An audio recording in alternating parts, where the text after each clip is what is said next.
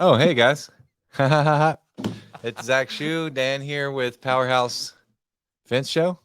Uh, my name's Zach Shu. Like I said, I work for Memphis Fence Company. I am the ornamental operations manager, among many other things. A lot of hats here in the Memphis Fence Company family. Um, let's see, I've been working here now for about 6 months. I had a little stint where I left for a while, worked here for about 5 years or so the first time, and now I'm back in this capacity. And we're just a couple of guys trying to start a podcast about some stuff, I think, is what we got so far. I think the purpose of this is to do an introductory and kind of get down the line as to what these stuffs are that we'll be talking about, but we'll see how that kind of develops organically. And I guess it'd be good to introduce I'm the co-host, so I guess I need to introduce the host. Yeah. So I'm Dan Turbyville. I own Memphis Fence Company, third generation owner here. Um, the point of this show is going to be to talk about commercial fence. There's a lot of guys doing a lot of good things in the residential fence world. That's kind of seems to be where most of the podcasts are focused. So we wanted to do something that was a little more commercial focused, and that's what we do. We don't really service the residential industry at all. We stopped and put all of our energy into commercial. And so we just kind of want to share some of our knowledge and share our journey as we go along. And maybe somebody will learn something. Maybe we'll learn something. Yeah, that's good. Speaking of learning some stuff, I guess we could kind of start with a little history and on ourselves Yeah. and let them know Yeah. where we came from, kind of Let's what learn. happened Let's and learn who where we we are. are now. Okay. Uh, Who are you, Zach? my name's Zach Shu. Again, I currently am the ornamental operations manager. Um, Little bit of backstory, I guess, kind of where Dan and I collided, if you will, or were introduced. It was all smooth. There was no collision in that. I don't think is a beneficial partnership. We call it maybe symbiotic, even. So I around 2011, I guess or 2010, I was working as a warehouse manager for a company that manufactured bed bug traps here locally in Memphis, Tennessee.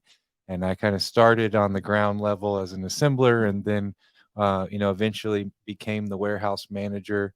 Wait, We, wait, wait, wait. Did you say bed I bug said, traps? yes, I said bed bug traps. So I Wait a don't know. minute. Wait a Yeah, minute. So are bed bugs a big enough problem that there's a trap industry? Why not just that's right. exterminate them? Well, so the trap is used if you are under suspicion that you have a bed bug infestation, you just don't know it. The trap will help you designate whether or not you do or do not have an infestation. And then also, if you go the extermination route at the end to do a final sweep just to be sure that you no longer have them in the home, you use this thing. It's a monitor, if you will, more so than a trap. It does, in fact, trap them, but it is ultimately a monitor. All right, all right. So what happens when you catch a mess of bed bugs? What do you do with I them? don't. I've never personally caught. That's not my area of expertise. My Okay, area of okay. expertise was producing packaging, putting in place some practices, manufacturing practices, and in place in kind of HR. I did. We built out a warehouse and designed the packaging, shipping, and receiving, and all that stuff. And with some help from the owner who worked remotely from. Don't tell her I don't know what state she's from. From Connecticut. From Connecticut. From Uh, Fiji? Right. No, I need to figure that out. right. No, she would she didn't like where she lived so much that she moved here.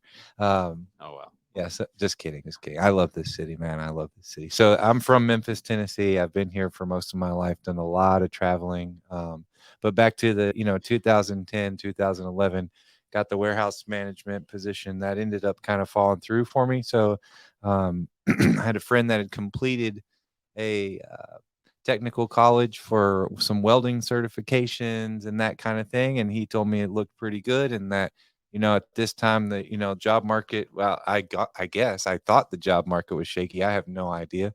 But under the pretense that the job market may be a little shaky, I thought, get a welding job. Also, I like motorcycles and art and stuff like that. So I sought out on this. In fact, actually, the most inspirational idea for the welding came from building motorcycles, and I had this thought that I I intend to ride this thing.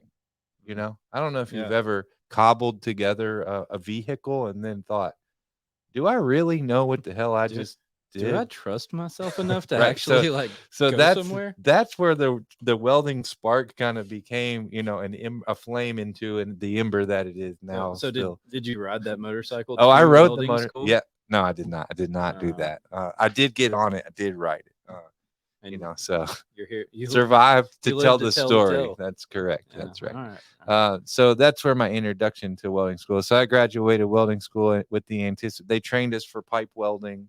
Um, there was a little bit of fitting, a little bit of rigging, some minor textbook stuff, weld symbols and reading plans, and kind of just a crash course. A lot of hands-on. I spent a lot of hours in the shop, and I considered myself to be the star student, Of which didn't course. hurt considering I was 35 and or something like that, in my 30s, and everyone else was 19. So of course I excelled above the class. Right? I have a family. I'm an experienced adult, competing against Everyone else children. is like Right. they just learned to not eat crayons. That's right. That's right. Yeah, good job. So yeah, I had aspirations of becoming a pipe welder. There's a lot of talk around how much money pipe welders make and that kind of thing, and then just kind of happenstantially ended up in the ornamental iron world, and that was my first job in the welding industry, and then I've pretty much stuck there since. Did That was 2012. So you never welded any kind of pipe? I mean, outside of Mm, like handrail or something like that, you never had like a pipe welding job? No, I did do. We had the shop I worked in. We did do a little bit of some structural welding, which we also learned, but no pipe. No, not in a All right. professional setting, Yeah. so to speak. Um, yeah. So I'm just gonna ease over the joke there, but laid plenty. Just saying. I told her I wouldn't say it. Yeah. So either way, so I ended up in the ornamental shop and worked there and got a good bit of experience and learned to do that pretty quickly. And then at some point, that business just didn't make it. It was an old business. It's had been in business for a long time, and so we did a lot of stuff here, very ornamental and really detailed and meticulous stuff. And that business closed. At which point, actually, the owner of the business is the one that I would say introduced us, but he gave me the lead that Memphis Fence Company was hiring a Oh, fabricator. nice. Yeah, I so don't think that's I where ever knew that.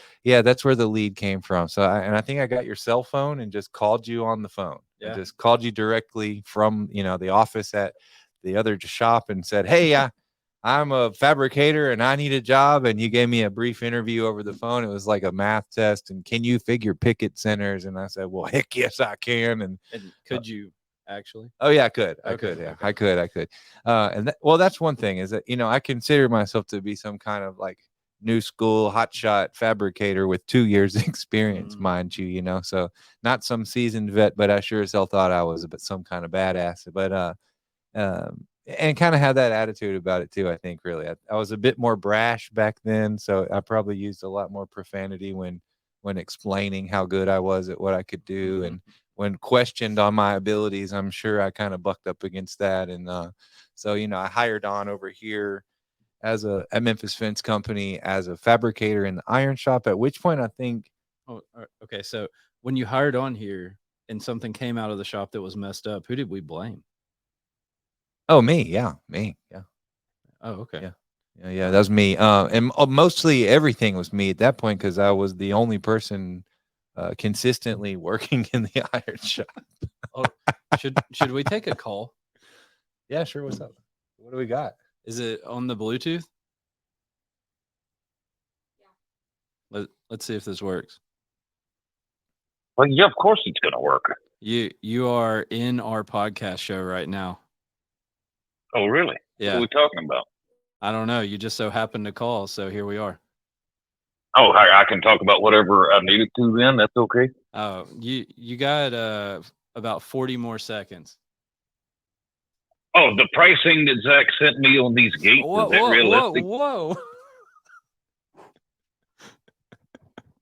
We probably need to talk about that outside of our podcast. Oh, I thought we was on a commercial break or something. No, You said I had. You said I had 40 seconds. no, No, you're legit on the podcast. This is you're in the Jacob. show, man. This is Jacob, Oh. who is our automation specialist. Jacob Vandiver does our gate automation, access controls, things like that. And you see, it currently is 6:30, and this is when he likes to call and ask questions about jobs. Kind of how it goes. When I work in the office. Yeah. It's when I work in the office. Yeah. So we Work out, work all day, and then do office work at night. Normally these 6:30 conversations take what, a good hour to answer a question. But man, we get there. One question. Wait, one question. Yeah, I think we end up covering it eventually after we talk about a lot of other random things. Yeah, for sure. We have to like go all the way around the world to get back to that question. But hey, man, it's all fun. Consistently. So we are consistent. We can talk about work after this. But all right, holler at me when you get done. All right, man. Thank you, Jacob. Yes, sir. Thanks. Oh, that was interesting. It was. That was fun. You know, and right out of the gate with, "Hey, let me divulge this giant thing that we wanted to." Hey, this thing we're doing with Zach. What are we doing? All right, let's talk about that later, man. So yeah, working in the shop by myself. Yeah. I mean, the way I remember it, I came into this, just degraded bomb shelter of a shop, and there was just this mass of I think you had to build the building when you got here. That's right. Unearth the building from the rubble that was whatever. No, so yeah.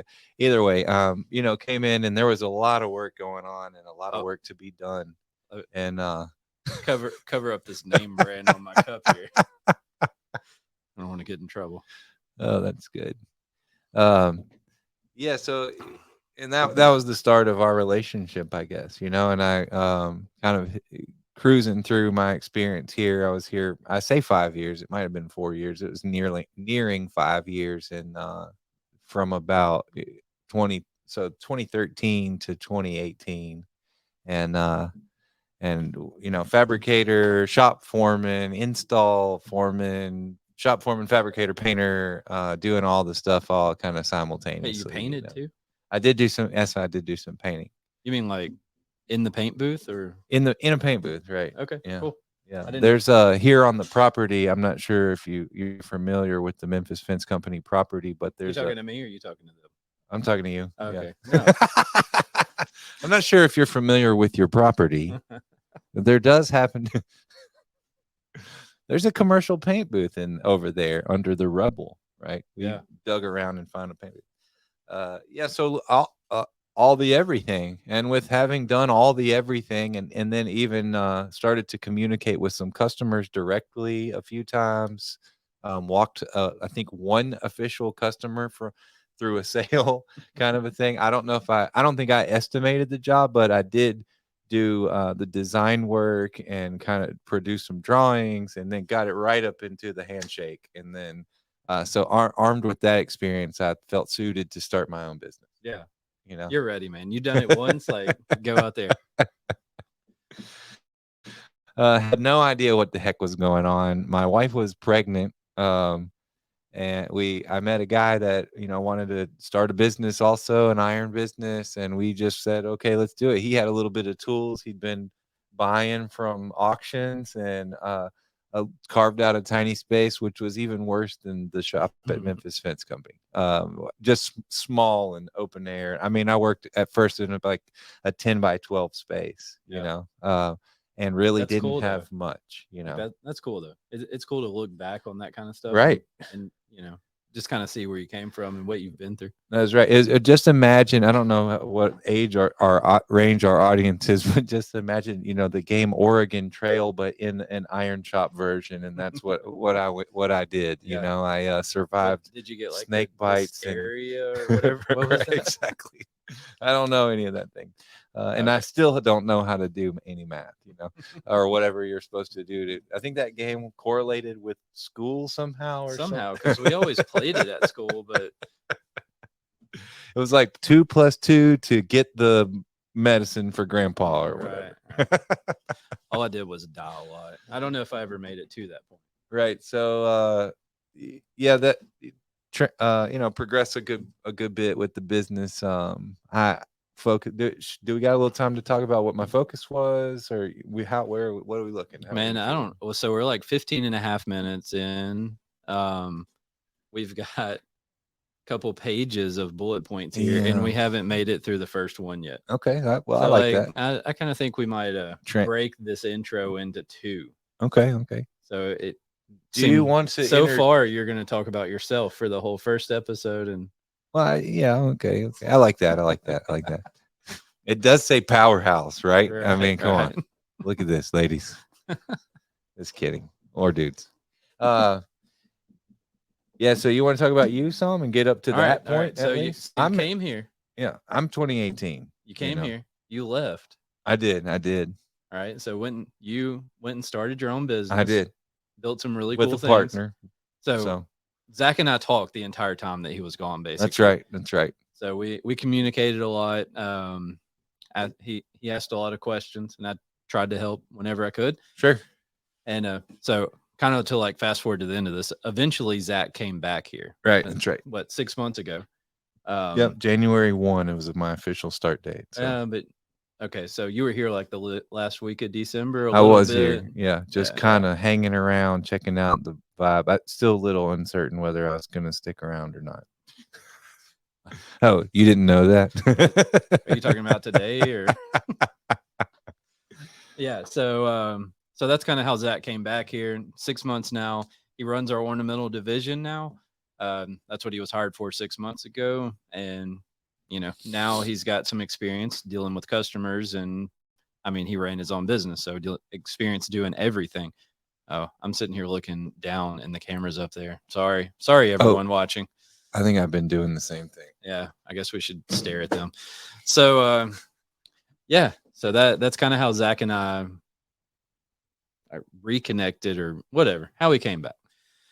So, you want to add any more like history or anything? Details in there? I guess the main thing is no, not particularly. I guess really just the skill set and being back here and the transition of coming to work for you and or for Memphis Fence and being a part of the team, that whole thing, and just really, man, like I guess take away from the start of the business, the fear, the ins and outs of running the business. We'll get into all that when we get further into the further episodes about business management and fears of running a business and all that comes with that territory. So I don't know. We might just do an episode on like your experience and kind of what you went through. So yeah, we could save that for another time. I guess ultimately the takeaway is like I feel like I've matured a huge like leaps and bounds in the few years that I left Memphis Fence and came back. Well, I think when you left here, you were not equipped to do the job you're doing today. But exactly. I think you came back equipped. Thank you for articulating that. I could have led us on a long journey to get to that point. But yeah, so when I left, was not equipped to do the job I am now. And certain skill sets were developed. A lot of it is just an excitement and kind of a lack of fear around let's try it. You got ideas. You had some ideas churning. When I came over, you're like, here's my ideas. And I'm like, okay, well, let's get the shop running where we feel pretty good about it. And then let's do it. Yeah. I'm drawing stuff. I'm ordering materials and I'm all in for any of these things. Right. Some of those ideas are actually happening. Right. So like MFC Manufacturing is one of the logos we have here on the wall. That's something we've been working on, kind of getting off the ground a little bit. Yeah, and I feel privileged to be a part of that because I just went from running one business to starting another one, basically, which that's the fun part of it. The idea and the starting to see it mature a little bit, developing branding and that kind of thing. The think-taking part is I really enjoy that. We've done quite a bit of that here. And, since you've come back, we've done quite a bit of that. We did it before, too. Right.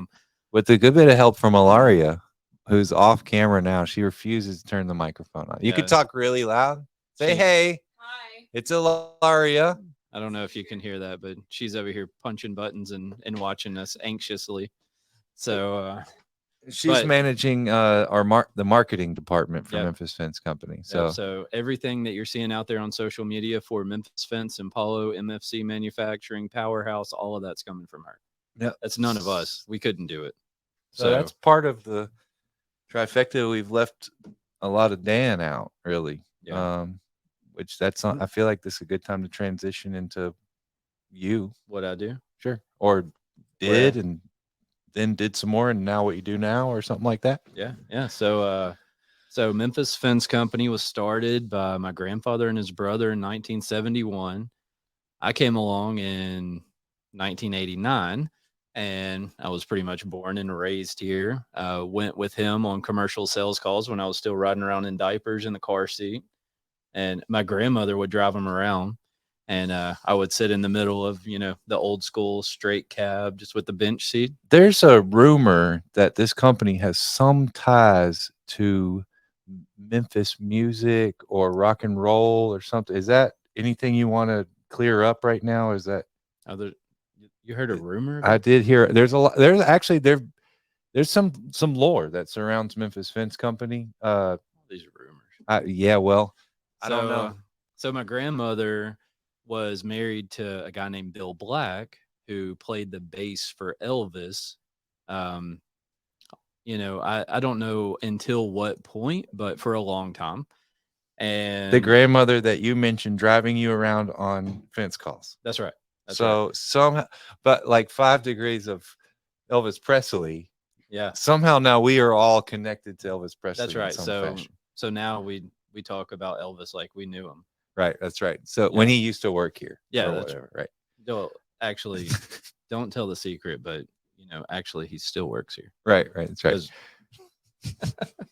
I heard Ilaria whisper, every Memphian thinks they're related to Elvis. Ilaria is Italian, so she likes to make fun of us too, by the way. So my grandmother was married to Bill Black until he died. And then she later met my grandfather and got married. And it'd be so much cooler if Bill Black was your grandfather. But sorry. No, you can't say that kind of stuff to people. So I bet in Italy they can. So yeah, actually, Bill Black is the reason where the money came from to start Memphis Fence Company. So without him riding around with Elvis and doing all that crazy stuff, and have you ever seen the movie Walk the Line? It was like the Johnny Cash story. You ever seen that? Oh, I thought.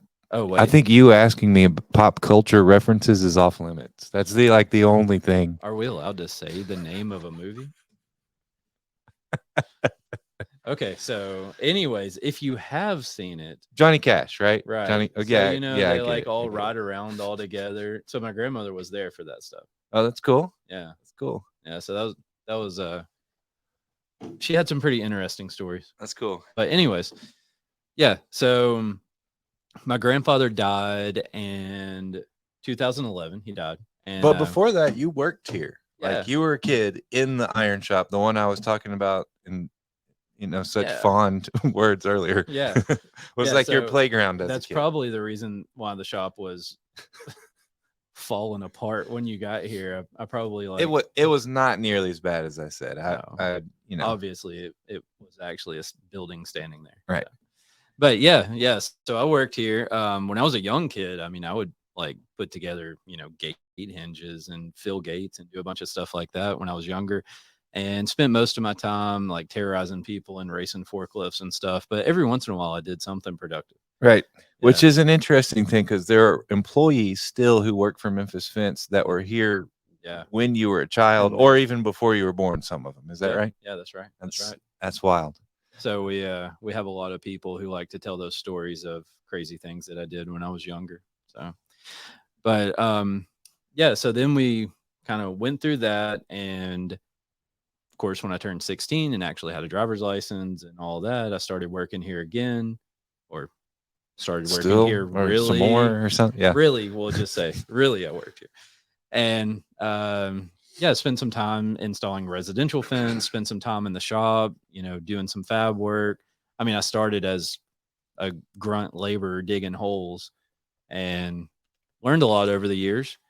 And I guess in like 2008, I started doing commercial estimating. So came into the office, started doing commercial estimating, selling some wholesale material. And at this time, was your grandfather still running the company or still at the company? So he retired in like 2000. And at some point, your father kind of came in a little bit. Yeah. So after my grandfather left, Dad was here from about 2000 up until I bought it from him in 2013.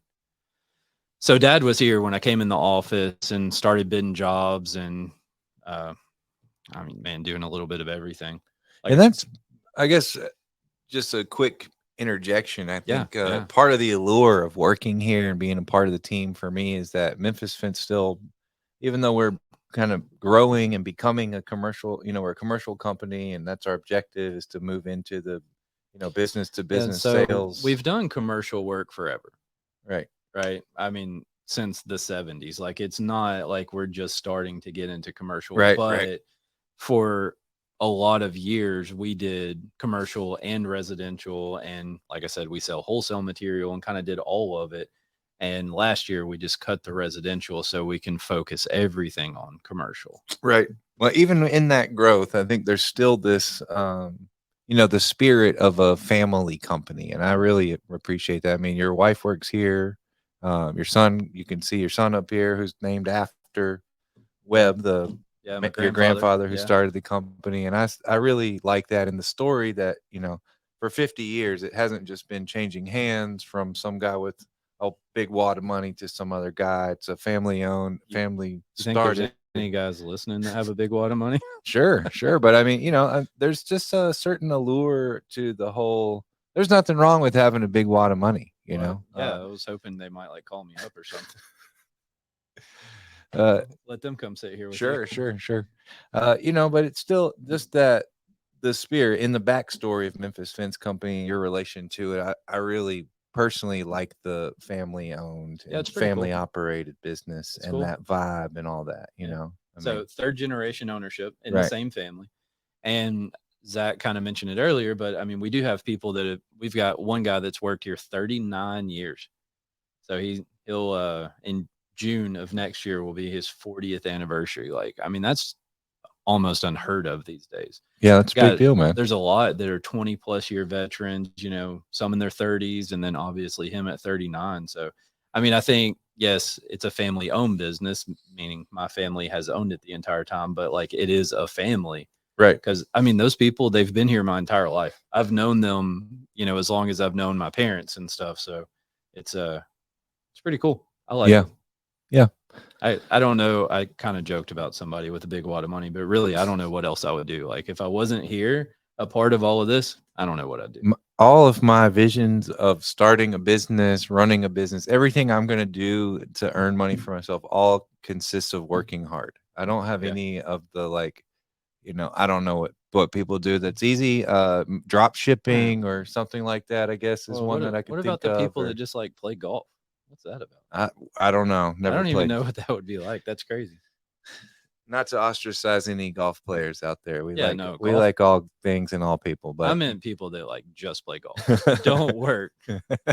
Maybe that's a job then. So now you've designated another job opportunity. Yeah. But let's get back to I think we were around 2008. You were 16. You're working for Memphis Fence. Well, so I was 16 before 2008, but we made it to 2008. Right. So I came in the office, started bidding jobs. There you go. Started selling wholesale material, kind of like inherited the ornamental stuff that you are doing much better than I was able to. Had a lot of crazy things going on. And in my opinion, there wasn't enough people here to like help with, the sales management, all of that stuff at the time. But so I learned a lot. I learned a lot of things to do. I learned a lot of things not to do. I learned a lot of things I want to do different. And eventually that time came and it was a lot faster than I thought. And Dad decided to sell the company. And I say, if you're going to sell it, I want to buy it. And of course, he just kind of brushed me off at first. No, you can't buy it, blah, blah, blah. After months of like negotiating and contracts and all this kind of stuff, we finally did. March 12th of 2013, I think was the day. Cool. Yeah. So got that done and kind of have basically tried to like stabilize things and kind of get us heading in the right direction for the past 10 years. And, here in the past year or two, we've kind of like hit a point where we're decently stable and, things are actually heading in the right direction. Kind of, brings us to why there's more than one logo on this wall behind me. Now we kind of got this a little bit under control. Got one thing, one head above water. Now Yeah. let's start from scratch with 3 others all at the same Let's go do time. 10 other things. Right. I get that. And I think that's, again, like why it's been so fun to kind of come back here and get back into that. Like, I'm terrible, man. I'll just like have some idea and I'm like, oh, wait a minute. I wonder if this would work. And then I'm Sure. like, yep, let's try it. After a whole like solid. And I'm 30 terrible about seconds of saying, thinking, yeah, you're right. Let's do it. oh Let's yeah, do that it. sounds like a great idea. Let's do it. Yeah. We need we need to just like put the brakes on that for a little bit. I think we have enough going on to keep us busy. I think we're happy. I think we're good with what we got. Have we really talked? We haven't talked a whole lot about Simpalo, which I look like we're getting down there to our list and our bullet points. I mean, I still haven't even like finished with me. I Oh, don't know. sorry, I'm not. Hey, I did work. I had another job one time. Oh, let's hear about that. Yeah. It was in fence though, so no one gives a crap. Oh, come on, you ruined the surprise. I did. I had one other job. I worked with a guy that subcontracted from a fence company in Knoxville. Amazing, so. Big surprise. Yeah, little college in there though. Yeah, we did. I think I went to like 3 classes. Oh, okay. I almost became nocturnal during my time in Knoxville. And when your fence work interferes with your college, you got a problem. Yeah, that's right. That wasn't the only thing interfering with it, but we'll blame the fence work. Yeah, let's go with that. Sure. Yeah. So, anyways, yeah. So, like I said, I started bidding jobs in 2008, and the whole time I was bidding jobs, I'm looking for like some kind of software solution. Like that's a big talk in the industry now, is technology and using software and things that.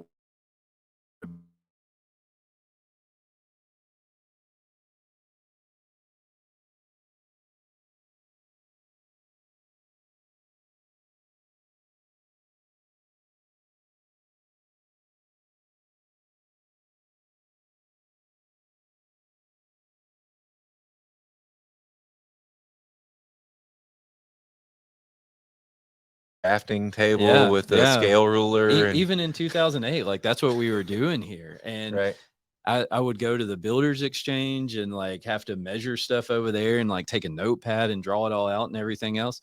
And, I talked to my grandfather and he's like, oh yeah, I remember it used to take me a whole day to bid a job. I'd have to like drive across town, get some plans, come back, all of this stuff.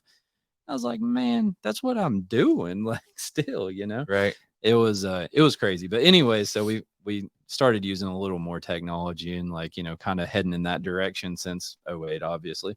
And so the whole time I'm really looking for like a good software for fence and never really found one that checked the boxes that I wanted anyways. And so in I guess about mid 2021, we had like farm and farm equipment and right. That's the part I like this leveraging everything I own against this idea I woke up in the middle of the night to have about software or whatever. Remember that whole thing where I'm like, wait a minute, I have an idea, and then 30 seconds later I just go for it. There we are. So like sold everything that I had and just put it in the software and like said, hey, let's try it. Right. And here we are. It works. It's here. It does its job. It works. So how would they access that right now if somebody's hearing Simpalo? What the hell is Simpalo? No, so man, you just go to the website. Okay. Is that simpalo.com? Is that easy? Is that hard to spell? Do I need a degree to understand how to use it? Probably. What about me? Like, prior to starting the business and coming over here, I was a bit of a Neanderthal. Yeah. And my idea of a drawing was a sharp soapstone on a welding table, right? And obviously I kind of grew out of that pretty quickly with doing the artistic design stuff. I had to get into some CAD and that kind of stuff and started using spreadsheets to look at my profit and loss for the business and budgeting and that kind of stuff. But what about like, is this going to be an easy thing for someone to learn? A guy like me that's like, I'm doing what you're saying, and I've been doing it like this for 30 years. Why are you asking me? You did it. I'm talking about Simpalo. I'm asking you. You did it. You use it. I use it, but this is So was a it rhetorical. hard? How difficult was it for you? So let me explain. When Zach I wish came you here, could see the thread of Teams messages of this damn Simpalo. Right, Yes, right. if I'm honest, yes, I find it a little bit difficult. so But I'm Zach, using it and it's helpful. Zach, what like for the first 3 weeks was scared to turn his computer off because he didn't think he could get the programs open again. Yeah, I was And- afraid I would close the wrong window and then not know which ones I needed to open on Monday to do my job. Could never find it again. So just keep in mind who's telling you that Simpalo is difficult. Right, that's right. That's right. So case in point. No, it's easy, man. Case in point, I'm using it. You are. Case in point, I'm using You got there. You're using it. Yeah. So all you do, just upload some plans, put some measurements on it. Simpalo.com, right? You're done. Is that it? Yeah. Simpalo.com. Simpallo.com. I don't think we're here to advertise. So let's carry on the list. So Yeah, where was I? Oh, yeah, made Simpalo. And Yeah. then since Simpalo, we've decided to start this MFC manufacturing, which is, I think, right, you described it the last time we did this and it didn't work. But you kind of said it was like a job shop, right? So like a custom job shop, basically, where Which is true to an extent. yeah. So we see a lot of drawings that are for fence that doesn't exist. None of the big prefab people out there are making this kind of fence. So you got to find somebody to build it. And we hope to become that person who would build these kind of one-off custom things. And that idea came from when I worked here before. We did a job for a government building or facility here. It was spec'd by an architect. And this is one of those circumstances where you read the plans, you look at the specs, and you're like, these materials don't exist. Yeah, so this architect had taken like 3 different manufacturers' drawings and somehow made a hybrid version of them. Right. So and then I think edited them after combining it's the like 3. part custom fabrication, part prefabricated. We don't say the name of the big prefab guys, or I don't know. I don't know what we're allowed to say. You probably know, if you're a fence guy and you've messed with any kind of ironwork, you know some of the big prefab names. So it was a hodgepodge, whatever you call that, monstrosity of fence with various materials, some of which we looked at and were like, nah, man, they just sent those drawings over and I said, sure, why not? We'll do it. Like whatever it is, we'll figure it out. Right. So I mean, so we started in like 2000 building custom fence. And here at Memphis Fence Company, we added, the shop across the street and all that stuff. So, I mean, we had been doing it for a while. So it wasn't like it was just something new that we decided to jump into with that set of drawings. Actually, and from the time of 2000 to whenever we're talking about 2016, which is when we did that job. You guys had tried it all kinds of ways, right? Yeah. I mean, I heard 20-foot long prefab panels. I hear this story all the time over here. Still have the trailer to show for it. That we did some stick building stuff in the field. Right. That was, painted after the fact. That stuff's still up, man. It doesn't look that is. bad. No, it doesn't look that bad. Painted every now and then, and it's fine. And you did do some kind of wholesale of the prefab stuff at some point, to some extent. So at one point, we actually had my dad and my uncle started a company, Aluminum Passage. Mm-hmm. You're familiar with that. I am, yes. So building aluminum slide gates and shipping them. We still have inventory. We still have Aluminum Passage inventory. There was some truck extrusions that I think they ordered like 17 million of or something like that. And like, we're still using them. We, to this day, I think there's still like 400 or 500 of them over there. So thanks. But so they did that and kind of like got into the manufacturing and distribution a little bit, and it just went terrible. They had a job where they sold 200 gates that had to go to Guam. Yeah. You know this story? Yes. Yeah. So they were all aluminum gates. They all had to be anodized. And so like we had to send a crew from West Tennessee to Atlanta, Georgia, I think Atlanta, or maybe Birmingham, Alabama, one of those, and like go drill holes in every single one of those gates so that they could hang them. Right. And then after all that, they came back here and they were like 3 months late or some crap. And they had to put them on FedEx Air. So they FedEx aired 200 gates to Guam. So Yeah, it didn't That go sounds well. expensive. I doubt it was cheap. I can hardly see how it would be cheap. But yeah, they messed around with that for a little bit, and I mean, we sold some aluminum gates. Right. Sold some that went to NASA. Wait, am I allowed to say that? Everybody knows that. I mean, Yeah, they okay, don't have okay. time for guys like us, I don't think. I hope not. Please don't mess with us. Yeah, so sold some to them, and we still build and install, and maybe we'll sell some aluminum slide gates through this manufacturing thing. That's right. Well, we just lost the light, but I'm going to keep cruising. Hold on, let me get my phone out here. Ilaria, Did we mention this is our first show? There we go. I'll just I personally have a little bit of experience with stage performance, so I'm accustomed to when things go wrong, you keep going. If the drummer if the drummer misses a beat, you don't all stop and look at them and say, "Hey, what the heck was that?" Right. And it's funny. Oftentimes, with things, little mess ups, hiccups along the way, you look back at the recording and it's hardly even noticeable. So right. And I kind of mentioned it earlier. This is our second time doing this oh, episode. right. I lied. I said it's the first. No. First semi-successful time, right? Right. So now, hold on. Where's your phones at? Let's just gather our phones around like we're at a concert. I don't know why we need that. You could turn that overhead on in the back there. Don't drop your phone. All right.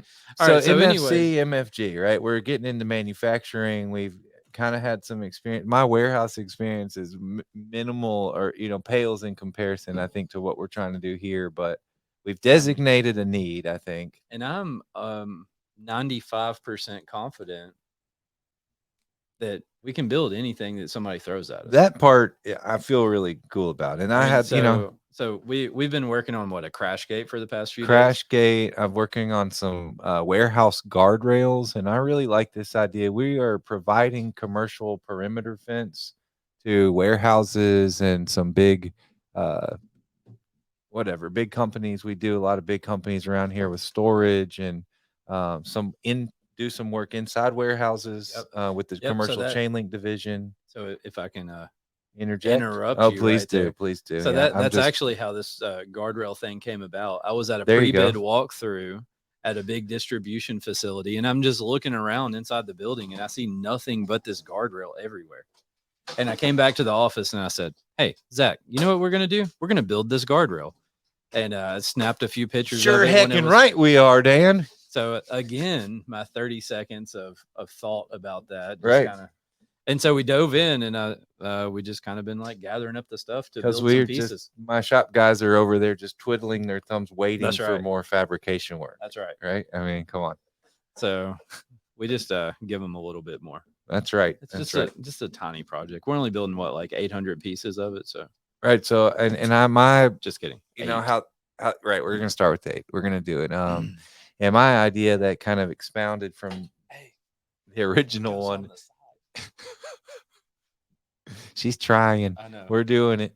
So I apologize, viewers, for the technical issue. Hey, there we go. Listeners, however, they don't care. They don't know what's going on. They're like, shut up. Hey, keep talking. Didn't I say something about needing to plug that light in? And I said something like, it'll be fine. Let's go. I like that. So the warehouse guardrail got me thinking and starting that, like, what other things, what can we do to provide more of their needs? I recently quoted some pedestrian signs and stop signs to a warehouse. Did you? Yeah, they asked for it. I said, but whole sign or just the sign? Sign post anchored to the concrete at the warehouse. Oh, cool. Yeah, so that's part of where right about the same time you're like, hey man, I just came back from the place and they have the warehouse guardrail is going to be a thing, and I was like, that's crazy, because I was just, what other things can we quote to warehouses while we're there? So hey, viewers, if you have any idea, let us know. If there's something that you want that you can't find, let us know. We might be able to figure it out. Well, and that's the business model of MFC manufacturing. Right. We think it might exist. You might want it. It might not exist. Then you ask us, which is a hard sell sometimes. Yeah. Which I found out in the architectural, or decorative ironwork thing. People would ask, what do you do? Well, I do artistic metal work. What do you want? Yeah, whatever you ask for. I mean, well, I can't think of anything right now, Zach. Thank you very much for your time. yeah, that's definitely something that we've tried to figure out, is how to like give people an idea of what we do when we can do whatever you want. Right. That's right. not very good marketing. Whatever you want. So hey, let's kind of talk about this. Like what, we plan to share our journey. So All right. we've kind of like beat the dead horse about how we've got multiple things going and how we're starting up some new stuff, A and little bit about who you are, a little bit Yeah. about how I am, And who I am. if anyone's still listening, they may be curious to know what this show is gonna be. So Yeah. So I think I think a part of our show is to share the journey and share the mistakes, share the things that we do right, just kind of let you know where we are, what we're doing, what's some of working, that's what gonna isn't. be kind of not just a little bit current, also a little retroactive with my experience running a business, your experience owning and running this business, things like insurance, maybe if Yeah. you've talked about that. Yeah, You and I have insurance. talked a bit about sometimes handling the customer, workforce, limited workforce, too much workforce, maybe just some kind of general. Here's an example. Yeah. To just recently, I was listening to Nathan Downs and Tony Thornton. Okay. And one of the things they said was like, businesses get to this point where they kind of plateau because of the processes that they have in place. So, we talked about that yesterday. A lot. I mean, And, it's right now. It's one of my big focuses. So I think that as it that's pertains to the ornamental Right. division of Memphis Fence Company. I think that's something we can share, is like, what are we trying to do to improve those processes and kind of get something that we think is scalable, right? Instead of just kind of being stagnant. Like, we want to scale, we want to grow. The joke that's available from today was I was texting and I accidentally wrote our system is Dan, and that was kind of a funny thing. And we talked a little bit about that. And I have that experience running the business. Is you can't grow a business if your team is reliant on you as the owner for everything. You know, if all questions point to the owner, then you're set up for at least stagnation. Definitely doesn't work. Right. It also doesn't allow. So one of my complaints that I have from time to time, or frustrations, I guess, maybe not even a complaint, is just like the revolving door I have all day long, people in and out. So that is, I believe, kind of product of the failure that we have to have a great system in place. Right. When people are constantly coming and asking me questions. Right. And I think a big, just kind of a general practice in my life is really the experience that I've kind of come to over and over is you got to designate what you don't want to know what you do want, kind of. And that's kind of the difficulty of doing all this stuff. You got to try, you got to fail, you got to basically designate the fault in order to make the correction or find the solution or whatever. Right. And that's kind of what the journey is going to be. And hopefully we'll get to kind of share some of the growth of Simpalo and failures and excitements and accomplishments of both Simpalo and MFC. MFG is kind of the main thing, but we haven't really talked about Memphis Fence either. And like, we have, some stuff going on where we're trying to kind of expand the area that we work in. That's true. That's some true. Additional contractors licenses and, kind of get out there where we're honestly just kind of uncomfortable outside of our comfort zone. Well, we used the word process. We are brushing up against. That was earth shattering. We're uncomfortable outside of our comfort zone. Hey, I'm proud of that. Wow. Yes. Somehow redundant quips are the best, Yeah. Either way, so you talk. We haven't really talked about Memphis Fence Company, the commercial fence, obtaining jobs, getting jobs, how that's going, where we're going. So we could do an intro there around that, like you said, and yeah, but not today. Not today. Okay. I think not that's today, good. ladies. I know you're sitting on the edge of your Everyone is seat, ladies and gentlemen. Here, they're pensive on the edge of their seat. What does Memphis Fence Company do? No, I'm just Everyone's kidding. so disappointed right now. I am not. Oh, Wait, the what? the 1,000 people listening are probably disappointed. Sorry.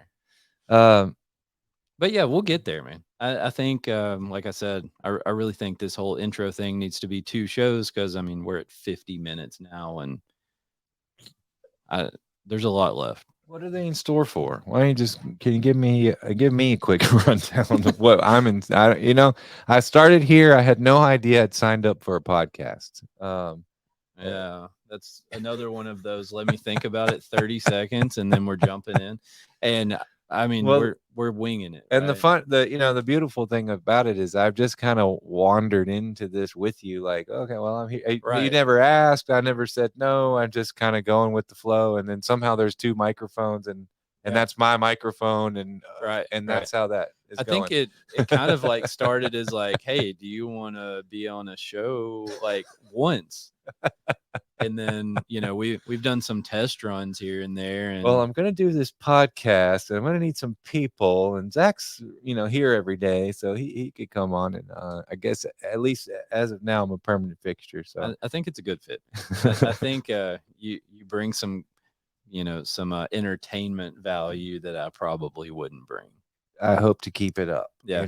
I mean, hopefully we haven't exhausted all of my on camera character for today, and maybe another character comes next It's time. gonna be You somebody never know. else Yeah, next time. that's right. That's right. Yeah. So kind of things that I know are kind of in the pipeline. There we go. Yeah, back to That's that. good. We're back Good. to that. Good. So we do have. I'd like to bring someone on to talk about insurance. Zach mentioned earlier. I think there's a lot of stuff that we all can learn about that.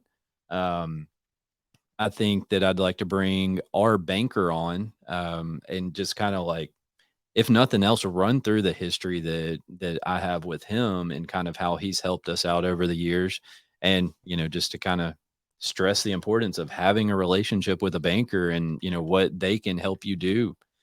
When I was calling you for my business, that was one of the big things. You're like, man, you got to have a line of credit. Yeah, And we'll get into that a little bit more, but For just sure. to kind of, Yeah. And you got to keep those bankers happy too, man. You can't just like go get a line of credit and then like ignore their phone calls and all that. No. If you got a bill you can't pay, just answer the phone and say, sorry, I can't pay it. Like I've been there. I've spent a significant amount of time over the past 10 years struggling to pay bills. And it's just part of it sometimes. Cash flow is very crucial. yeah, And yes, it takes some time to figure out how to like get your arms wrapped around all that. So and that's that is podcast topic, right? Yeah, I mean, that's yeah. some of the meat that we'll be getting into. Recently, I'm going to go ahead and allude to it. Memphis Fence has taken a kind of a shift towards more commercial. Yeah. And yeah, we talked about that a little. Shh. Oh, go ahead. That's basically it. I'm just kind of I guess wrapping up. What we've talked about, what our goals to talk about are, and I think that we pretty much covered that kind of stuff. We will be having some potential callers for questions, I guess. Hopefully interact. Did we have a caller in this run, right? I don't know. To tell the truth, y'all, we did 2 recordings. You may have heard Jacob Vandiver, our he was in this automation one. specialist. Maybe you haven't. Oh gosh, we gotta get our that's ducks in a wild. row, man. Yeah, so I'm feeling organically this thing's starting to kind of fizzle at 50 minutes. So Yeah, right. it seems like we've exhausted ourselves. Or Oh, hey, I will say that this show is going to be recorded, and there's going to be like some kind of schedule. Some of them will be recorded, some of them will be live. When we're live, you'll be able to call into the show. So if we have a guest here talking about insurance, talking about banking, that's what I was trying to say. Any of those type of things. So we've got Tony Thornton scheduled to be on here to talk to us some. I mean, any of that kind of stuff. If you got questions or anything, you can just call. And you saw how that kind of works, where people can jump in and have a conversation with us. So that's a thing. But yeah, I think we're done. Okay, and what about as far as the schedule for the podcast? That's going to be up somewhere, so people have an idea. Like, say they want to know about a specific topic, we'll kind of put out a preliminary schedule, so you have an idea. Social media. So you need a mic. I can't read her lips. Is that what did you say, Ilaria? Yeah. Social Social media. media. Okay. She's saying social media. So we'll have a Hey, PowerHouse is on Facebook, PowerHouse, and Instagram, Instagram. LinkedIn. That's it. Okay. That's where we'll have a schedule. Ultimately, how can they? I just, I just come because y'all grab me and say, "Get down here. It's time It's to go." time. It's time, but Zach. Come on. right, but for We're gonna go talk about our some stuff. viewers, listeners, people who are interested in what we might have to say about those specific topics, you can access that You, via. you see the live. It's in your face. There you go. 55 minutes in, we figured out. Those of you who want to be informed of specific topics. Yeah, they Those can see of you, you but they can't who hear want you. to, we'll get this right one of these days. Those of you who want to be informed about any specific topic, you can find the preview schedule on the aforementioned social media platforms via our marketing specialist Ilaria Placini. She's Look at that look.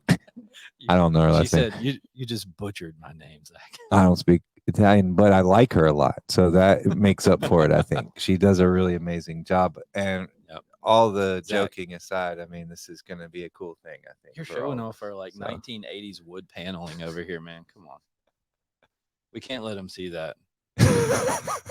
Put. I can't. All right, so we should say something like goodbye and thanks for tuning in. I think that's customary. Oh, I can't see this. Yeah, we probably should. I think we're done. Yeah. Good I don't- job, man. Thanks, dude. I do think we'll probably get some kind of calendar that people could kind of like look ahead and see what's coming. So Yeah, I just said that for like 20 minutes. yeah, I know. But I fell asleep. I wasn't sure what all you covered there. Cool. All right. Well, thanks for watching. If you're still there, and we'll see Join you. us on the journey. Yeah, we'll see you. PowerHouse Fence Show. We'll see you next time. All right, bye.